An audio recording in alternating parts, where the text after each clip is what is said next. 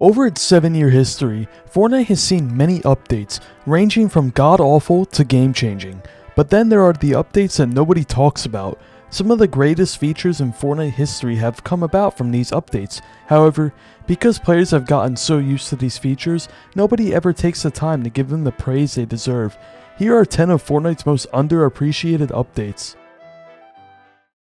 Beginning in chronological order, the first of these updates is Turbo Build.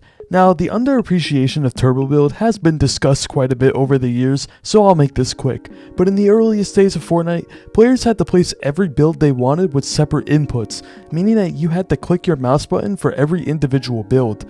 But when Season 3 released on February 27, 2018, the Turbo Build feature was introduced. This allowed players to simply hold down their place build button rather than click for every single build piece placed. To add on to this, in patch 4.3 released on May 30th, Epic decreased the delay for Turbo Build for all build pieces placed after your first one. These two updates combined set the foundation for all later skill sets in Fortnite to be developed. Build fighting, box fighting, piece control, and more would all be much harder to do if it wasn't for turbo building.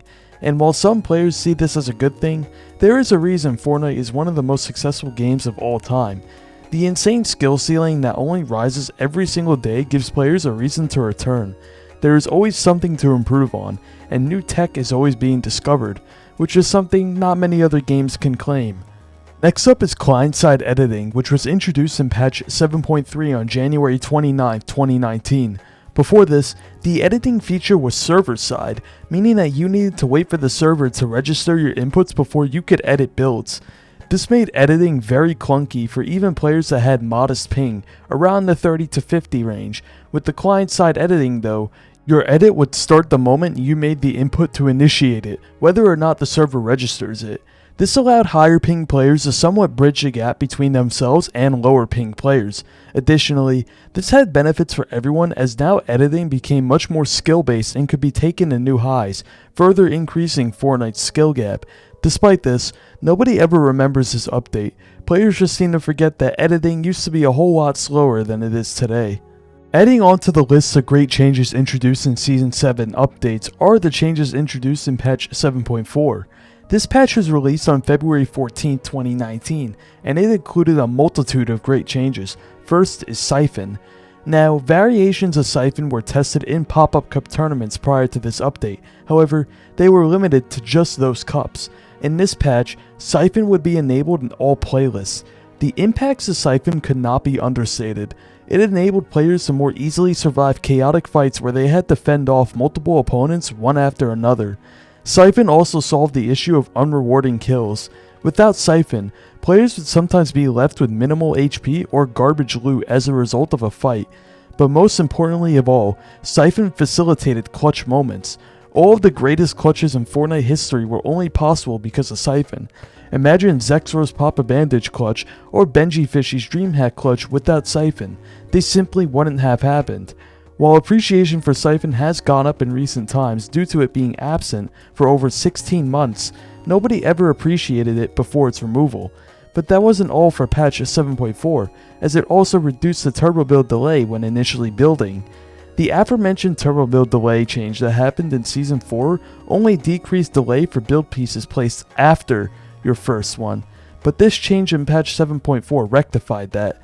Now the same snappy 0.05 second delay was present at all times, making wall replaces much smoother and less ping dependent. Unlike Siphon, nobody in the community seems to look back and appreciate this change to turbo building, making it an underrated feature. Just like my YouTube channel is criminally underrated, but you could change that by liking and subscribing if you so wish. Imagine a world without the Reboot van, where dying in a match meant you were forced to spectate the rest of the match, along with your teammate having to play solo. Well, before patch 8.3 released on April 10th, 2019, this was a reality. Fortnite, and all other Battle Royale games for that matter, played with a basic once you die, you are out for good style of gameplay. However, with the release of Apex Legends and its explosion in popularity, Fortnite had some competition. As a result, they would get some inspiration and add the Reboot van in order to compete with the revival system in Apex. This of course made casual matches a lot less frustrating, but its impact on competitive was instrumental to say the least. team game modes became a lot less stressful to play, as if your teammate went down, you still had a chance to come back. This especially helped for those landing at contested drops. Imagine if your teammate died in a spawn fight and now you're left to play out the entire game yourself, even if you won that spawn fight, but with Reboot vans, that was no longer an issue.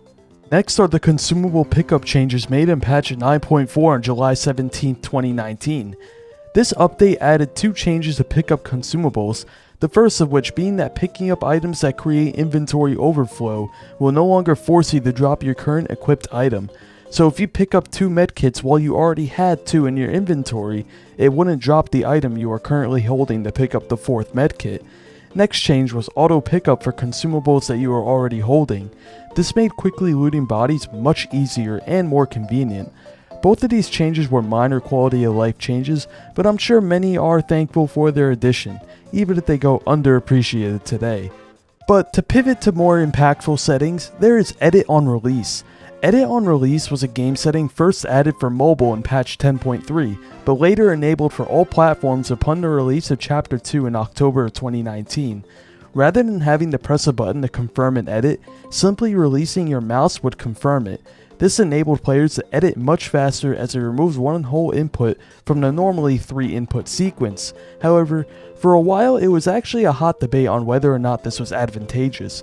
You see, some people argued that with Edit on Release on, you wouldn't be able to optimally position your crosshair before opening an edit. While this was true, the sheer speed and convenience of Edit on Release triumphed over this, and these days, very few pros still have Edit on Release turned off. Now for one of the most controversial of these updates, which was the game-wide headshot multiplier nerf.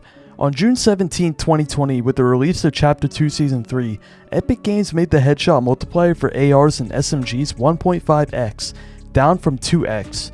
This meant a gold scar only did 52 headshot damage as opposed to the 70 it used to hit for, and at the time, many people actually hated this change, but in retrospect, this is one of the best changes Fortnite ever made.